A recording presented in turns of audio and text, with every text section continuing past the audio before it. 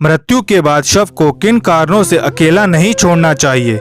जो जन्मा है वो मरेगा ही, चाहे वह मनुष्य हो, देव हो, पशु पक्षी, सभी को मरना है। ग्रह और नक्षत्रों की भी आयु निर्धारित है और हमारे इस सूर्य की भी।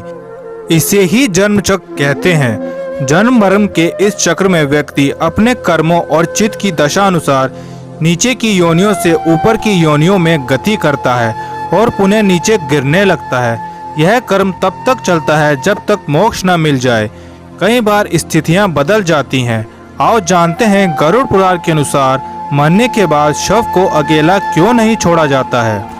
नंबर 1, सूर्यास्त के बाद हुई मृत्यु तो हिंदू धर्म के अनुसार शव को जलाया नहीं जाता। इस दौरान शव को रात भर घर में ही रखा जाता है और किसी न किसी को उसके पास रहना होता है। उसका दाह संस्कार अगले दिन किया जाता है। यदि रात में ही शव को जला दिया जाए तो उससे इस व्यक्ति को अधोगति प्राप्त होती है और उसे मुक्ति नहीं मिलती। ऐसी आत्मा असुर, दानव अथवा पिशाच योनि में जन्म लेती है। नंबर 2, यदि किसी व्यक्ति की मृत्यु पंचक काल में हुई है तो पंचक काल में शव को नहीं जलाया जाता है। जब तक पंचक काल समाप्त नहीं होता तब तक शव को घर में ही रखा जाता है और किसी न किसी को शव के पास रहना होता है। गरुड़ पुराण के अनुसार धार्मिक ग्रंथों में उल्लेख है कि यदि पंचक में किसी की मृत्यु हो जाए तो उसके साथ उसी के कुल खानदान में 5 अन्य लोगों की मृत्यु भी होती है। इसी डर के कारण पंचक काल के खत्म हो जाने का इंतजार किया जाता है। परंतु इसका समाधान भी है कि मृतक के साथ आटा, बेसन या कुश से बने 5 पुतले अर्थी पर रखकर इन 5 को भी शव की तरह विधि पूर्वक विधान से अंतिम संस्कार किया जाता है। ऐसा करने से पंचक दोष समाप्त हो जाता है।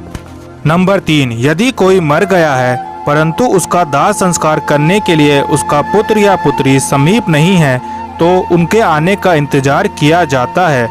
तब तक शव को घर में ही रखा जाता है और किसी न किसी को शव के पास रहना होता है। कहते हैं कि पुत्र या पुत्री के हाथों दाह संस्कार होने पर ही मृतक की आत्मा को शांति मिलती है, अन्यथा वह भटकता रहता है। नंबर 4, शव को अकेला छोड़ दिया जाए तो उसके आसपास लाल चींटियां या अन्य कोई नरभक्षी रेंगने वाला प्राणी या पशु आकर शव को खा सकता है। इसलिए वहां कोई न कोई व्यक्ति बैठकर शव की रखवाली करता है। नंबर 5, रात में मृत शरीर को अकेला छोड़ दिया जाए तो आसपास भटक रही बुरी आत्माएं भी उसके शरीर में प्रवेश कर सकती हैं। इससे मृतक के साथ साथ परिवार को भी संकट का सामना करना पड़ सकता है। नंबर 6, शव को इसलिए भी अकेला नहीं छोड़ा जाता क्योंकि मृत की आत्मा वहीं पर रहती है।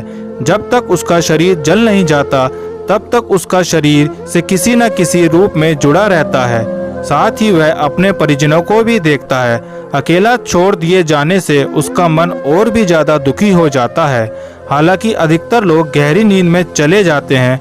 बहुत ज्यादा स्मृतिवान या चेतनावान ही जान पाते हैं कि मैं मर चुका हूँ।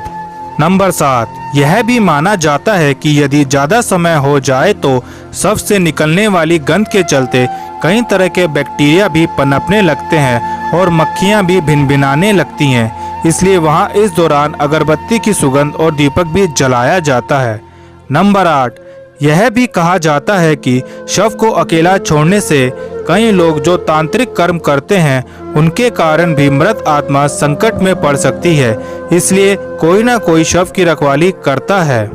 नंबर 9, शव के आसपास की जगह को साफ सुथरा किया जाता है और धूप के साथ दीपक भी जलाया जाता है ताकि वहां दूर तक उजाला फैला रहे। इसका यह भी कारण है कि मृतक कहीं अधोगति में नहीं चला जाए क्योंकि रात्रि के अंधकार में अधोगति वाले कीट पतंगे, रेंगने वाले जीव जंतु और निशाचर प्राणी ज्यादा सक्रिय रहते हैं। उस दौरान आत्मा यदि गहरी तंद्रा में हो तो उसके अधोगति में जाने की संभावना भी बढ़ जाती है। दोस्तों, अगर आपको हमारे द्वारा दी गई ये जानकारी पसंद आई तो वीडियो को लाइक करें और चैनल को सब्सक्राइब करें।